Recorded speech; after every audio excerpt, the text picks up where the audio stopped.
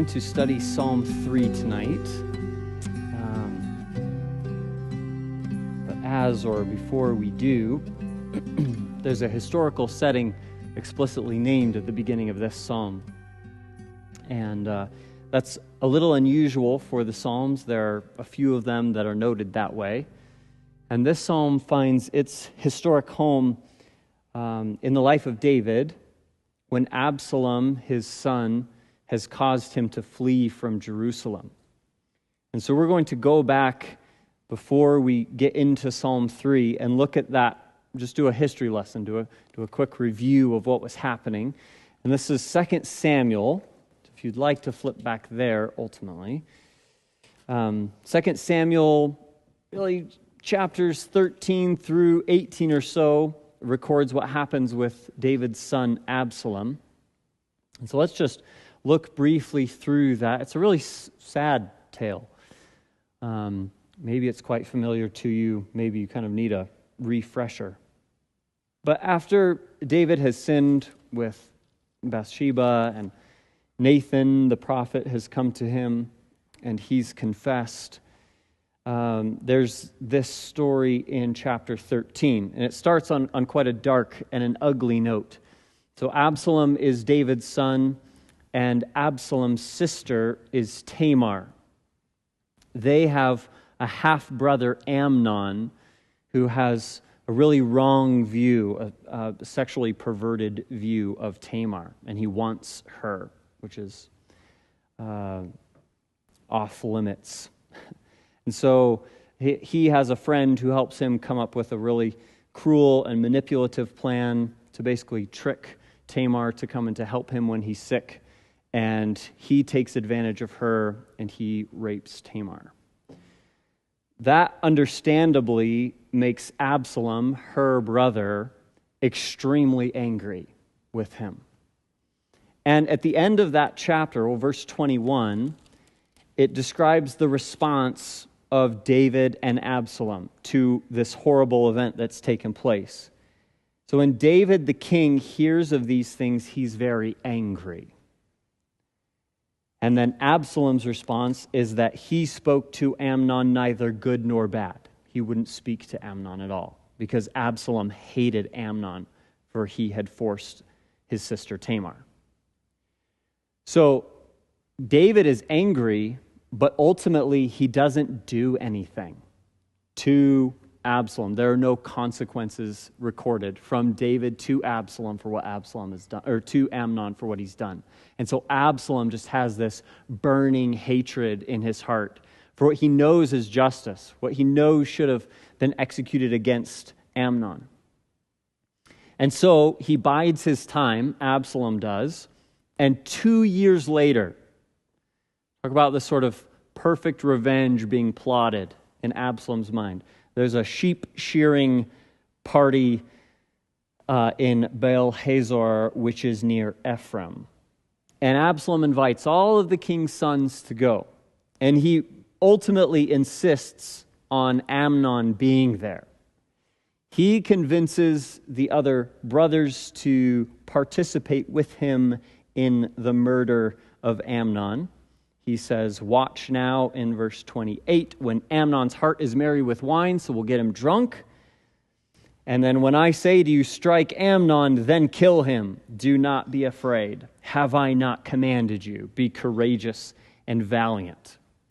So he makes this entire plan, and he executes the plan.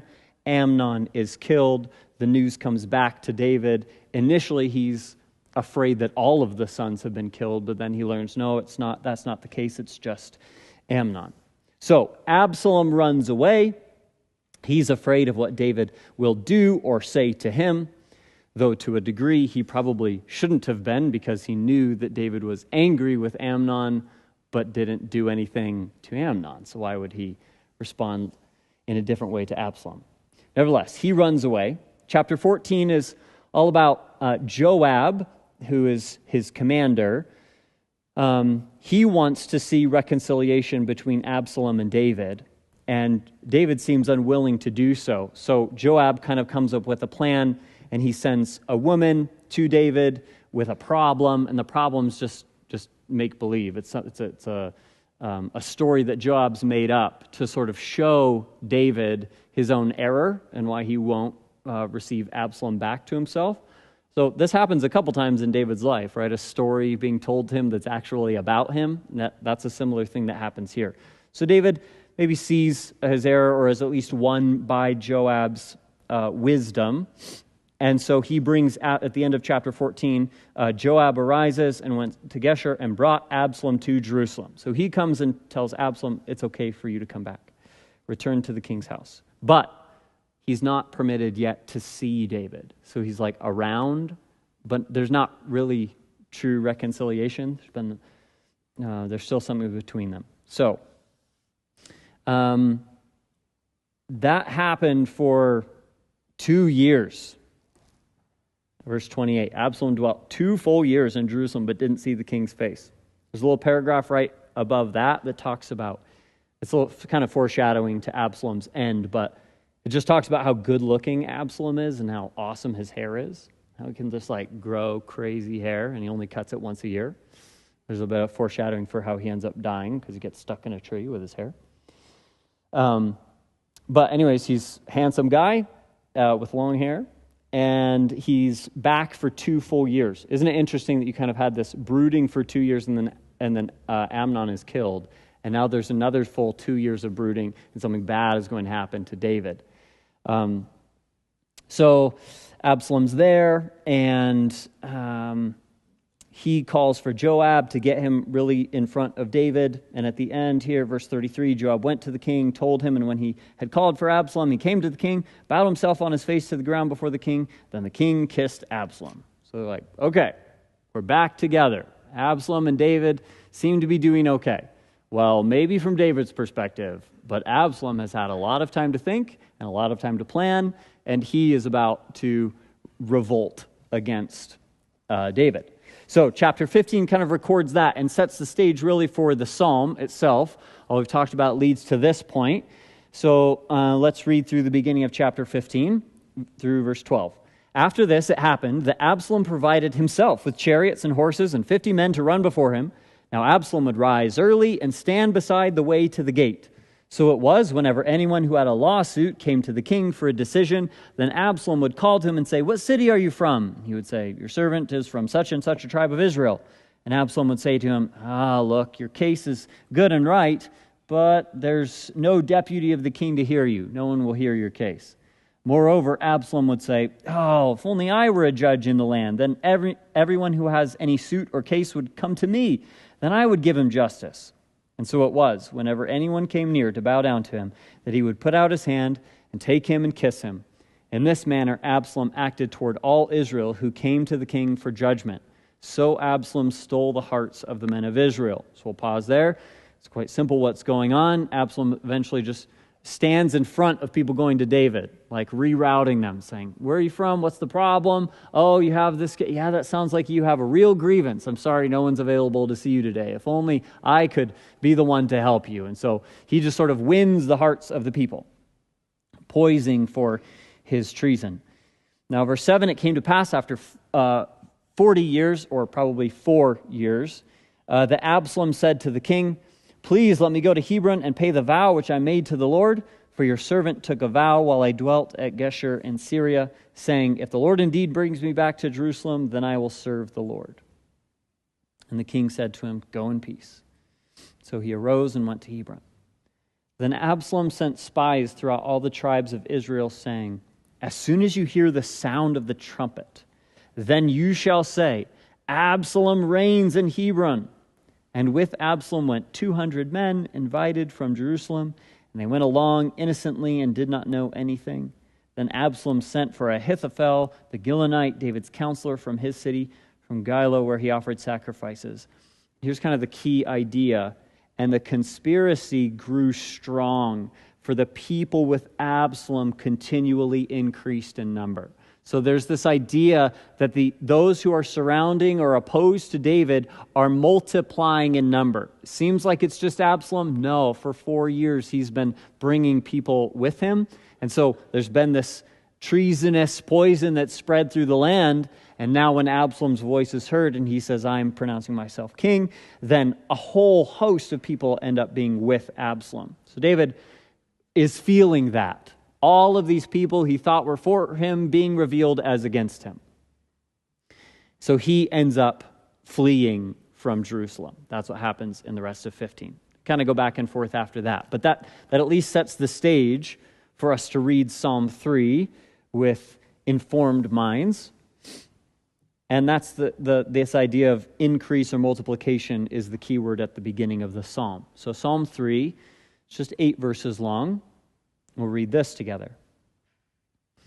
Lord, how they have increased who trouble me. Many are they who rise up against me. Many are they who say of me, there is no help for him in God. Selah. But you, O Lord, are a shield for me, my glory, and the one who lifts up my head. I cried to the Lord with my voice, and he heard me from his holy hill. Selah. I lay down and slept. I awoke, for the Lord sustained me. I will not be afraid of 10,000s of people who have set themselves against me all around. Arise, O Lord, save me, O my God, for you have struck all my enemies on the cheekbone. You have broken the teeth of the ungodly. Salvation belongs to the Lord. Your blessing is upon your people. Selah. Okay, so this is the first of the lament psalms through the Psalter. And so maybe has a little bit of a unique take. I liked the way that one commentator put it. He called it a prayer song. It's kind of like that. Most of the song is a prayer. Most of it is directed toward God. There are a few points at which the pronouns shift and the psalmist is talking to the people, like in verse 4 he does that. But for the most part, it's talking to God. 4, 5, and 6, I think, are the places that the pronoun shifted more like reflection or instruction. But really, he's praying to God in the middle of crisis. And so as we set the stage, let's just consider and immediately kind of bridge the gap between us and David. Say we too live in a troubled world full of people who are opposed to God and opposed to us.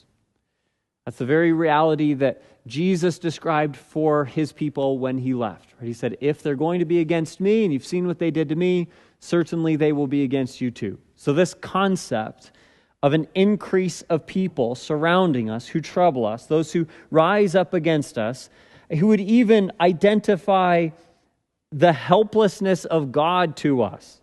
He would say like a direct attack on faith, an enemy of the concept of faith will rise. And there's an emphasis on the large number of them. That's the world in which we live. And I think that most of us can or have felt that reality. In a huge way outnumbered. Definitely the sort of underdogs of the world. The ones who don't have the popular message. We're not the ones who have the great money or the great strength or the wisdom of the world on our side. That's not our lot, right? We are fewer in number, but sort of strong in faith. And it is that very faith against which the world would mock or ridicule. Say, like we see throughout the New Testament, they say, there's ultimately no help for you in God. God is just your emotional support dog. God is your crutch. God is the thing that you've made up so that you can go to sleep at night, but he's not real. He's not there. Or perhaps all of the ways are the ways to God, right? You just have one of many, but you're far too exclusive, far too close-minded. They say every way is the way to God. So I think we've probably felt this, the same sort of setup, that the saints are outnumbered and the saints are being taunted. The saints are ridiculed. Maybe that's your work situation. Maybe it's your family situation. Unfortunately, at times, there's psalms that would show like surprise that it even comes at times from places you wouldn't expect. Like, what if you feel surrounded in a church situation? That's Surprisingly frustrating too. So he says, there's many who are against me. Okay, the trouble, the lament. The stage is set, and we have the historical view in mind. So what is it that's going to help the psalmist through? What is it that would help us today, tonight, tomorrow? How should we respond? He says, regardless of my circumstances and regardless of the taunting of the wicked, I know what's true. What is true? And the psalmist reflects in verses 3 and 4 on what is true. It doesn't matter what they say. And ultimately, it doesn't matter how many of them there are, how numerous they are. You, Yahweh, are my shield. I know you. I've met you. You've saved me. So throw all of their evidences, throw all of their numerous tauntings, throw the volume of people and the volume of the noise. It doesn't ultimately matter because God is my shield. And there's three sort of metaphors or three things that he says God is to him. First is the shield, the one who ultimately will protect him, the one who guards him, the one who keeps him from evil. And then secondly, he says, you're my glory, the one who, this is the king talking to. You might say you're the one who's crowned me, the one who has shown me favor, and the one who lifts up my head, the one who honors me, the one who has reminded me that all is well, that I am with you. You need not be afraid. When I'm brought low, and the Proverbs are going to say, like when you're struck down, when the righteous fall, they don't ultimately fall because God upholds them with his right hand. He lifts up their head. You can't ultimately be cast down. You can't ultimately be destroyed. It's not true that there is no help for you in God. God is your help. He is your shield. He is your glory. He is the one who lifts up your head. And so he's reminded of truth. We should cling to the truth confidently. Even though our faith may be the object of their attacks, it's the substance of our response. The very thing that's ridiculed is the very thing that we cling to. That is precious. You're right. Faith is essential. You're attacking the thing I need the most. Because if it's true that there is no help for him in God, then I'm a fool. So I'm doubling down on what he said, doubling down on faith, doubling down on belief in the middle of trouble.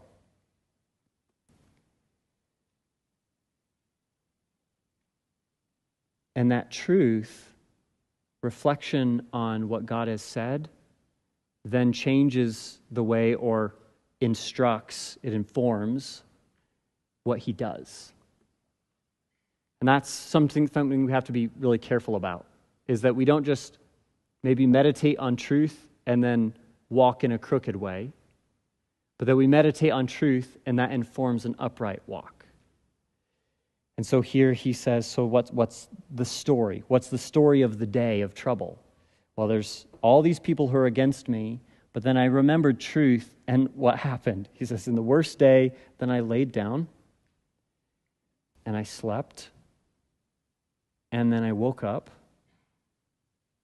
and that's a story of God's sustaining grace. Right there. So, it wasn't that dramatic, ultimately. His little story of God's goodness is simply that at the end of the day, he put his head down and he was able to sleep, and then he woke up again. That proves the goodness of God to him. It's like God was sustaining me. Did you see that? Did you see that? I was sort of powerless. All these people were against me. And the best I could do was nothing. The best I could do was sort of close my eyes and ask God for help and put my head on the pillow because I was exhausted and worn out. And I left my house and I left my family and I left everything and I had really nothing. And the enemy is mounting in strength and making fun of everything that I stand for. But I believe that you're true, and I believe you're my shield. And he just lays down and sleeps and wakes up. He's like, oh, God sustains me. Sometimes it is true, and my mom has said this to me 1,000 times, the most religious thing you can do, the most sanctifying thing you can do sometimes is go to bed. It's like, just rest and wake up and see the mercy of God, the goodness of God. And he sort of wakes up with renewed courage. He wakes up ready to go. He wakes up like, this is right. I know this is right. So it doesn't matter. Look at verse 6. I'm not going to be afraid, even if there were 10,000s of people who have set themselves against me all around. If I was completely surrounded by 100 times more than there currently are surrounding me, even then, I will not be afraid. And so we're back to that conversation about fear. And that don't be afraid is the most common command through the Scriptures. And we know that it is the most common command through the Scriptures because nearness to God, the fear of God, faith in Him, relationship with Him, quiets natural fears. It quiets the other fears that might naturally rise up in us. Because, as Paul said later, if God is for us, who can be against us? If this is right, if this is true, it doesn't matter what anybody says. It doesn't matter the show of force that anyone shows against you. It doesn't matter all of these things that they may bring as evidence against faith. He says, no, I have Him. I just had a good night's sleep. I'm not afraid of anybody. He just has the fear of the Lord in his heart, so he's not afraid of what men can do to him. So, great trouble, warred against with truth that leads to trust, a walk of faith. And then at the end, in verses 7 and 8, he cries out one more time to God for help. It says, "Arise, O Lord, save me, O my God." Isn't that interesting? The people in verse 1 have already risen. The opposition is already stirring. It's alive and well. The troops are mustered. They've already been deployed against you. So you're already in the middle of a fight. And in the middle of the fight, he's basically calling for divine backup. He's calling for help. It's like, they've already woken up. Would you wake up? Rise, God. And then act. Save me. Right? Verse 2, they say, he can't save you. He can't help you. So they've already risen and they say there's no salvation in God. Would you rise up and show them that there is salvation in God? Show the world that you're for your people. Show the world that you keep your promises. Show the world, enter us into New Jerusalem. Cause it to be established. And he describes it in this way. So arise, O Lord, save me, O my God. And he says, for you have struck all my enemies on the cheekbone. You have broken the teeth of the ungodly. So there's two ways that you could write this out, that you could translate these verbs. They're perfect tense verbs. And you could translate it as I just read it, which would be the present perfect. You have done this. So he might be recalling the past. He might be maybe recalling how God delivered him from Goliath, or how God delivered him even from Saul. And he's saying, I know you've done, this is the kind of God that you are. And this is a common practice in Israel's life and in our lives too, that we would look back at something like what we heard Sunday. We'd look back at the Exodus. We'd look back at the Red Sea deliverance, and we'd say, wow, if he could do that, and that's the kind of God he is, then here I am in this trial, and it's the kind of God he will be.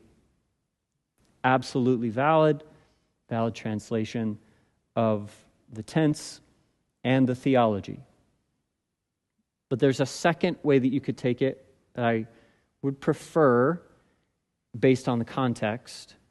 And we talked about this maybe a little while ago, that there's this perfect tense can be translated as a prophetic perfect, meaning that it hasn't happened yet when the psalmist writes it, but he knows absolutely that it will, because his confidence is based in what God has said. Like, God has promised ultimate deliverance. God has promised salvation. So he writes with the confidence that it's as good as done. It's the prophetic perfect. So you might say, you absolutely will strike all my enemies on the cheekbone. You absolutely will break the teeth of the ungodly. It's certain. So let it be written. And what he describes there, ultimately, it's military. It's kind of like a horrible boxing knockout. It's kind of what it is describing. It's very comic strip, sort of. Yeah, the Lord of angel armies. He's the God of war. And so whether he's arguing that simply God causes this to happen in the battle, and it's actually, David and his warriors who are going to fight, and they win the battle, and that's, God striking the enemies on the cheekbone, or he's even sort of speaking in an ultimate sense that this is the story of the end, when God himself returns and accomplishes this. You just have this complete, tooth-breaking, jaw-smashing deliverance. That God is faced up with evil, and they're going at it. Like, there's this boxing match. And then God just delivers this total knockout punch. Recently watched a boxing match where in the knockout punch, one dude's jaw just got absolutely broken. In 2 or 4 spots, I can't remember. And he just boom, and he hits the canvas, and he's like, whoa, that was a hit. We're done. It's kind of like that. God has this prize fighter, unbeatable, mighty in power, the maker of all the other fighters. The one that all the stories are written about, the one who cannot ever be beaten. He's asking for that God to rise up and to put on his gloves and to come to the fight and to make it done, to cause it to be over. And he's so certain that that will happen that he lacks any more fear. He says at the end that there's this theology of why he's prayed. Well, I prayed this. I'm calling to God because salvation is his. It's his idea. It's his work. It's what he does. Salvation belongs to God, and that causes this washing over of blessing to any that are behind him, any who are with him, any who are his people. So, as we think through, so he praises God for delivering and blessing us, right? So as we live here, whatever the opposition may be, and wherever we encounter it, this is a right psalm for us. This is a good cry for us, that we can pray, this prayer song. We could pray with restful confidence, not afraid, not running around like crazy, not undone, not anxious, not fearing what's around the next corner. We can pray with restful confidence, even when we are surrounded and we're ridiculed. Why? Because God's plan, his work of salvation, his activity, cannot be undone. He will totally deliver us from darkness, from death, from sin, from the ungodly. All of his enemies will be totally destroyed. And we will wake up, for the Lord has sustained us. Hope this is an encouragement to you as we're in our week. So we're going to go ahead and pray. I know we're a little bit early tonight, so shocker. But we're going to go ahead and pray, and then we'll sing.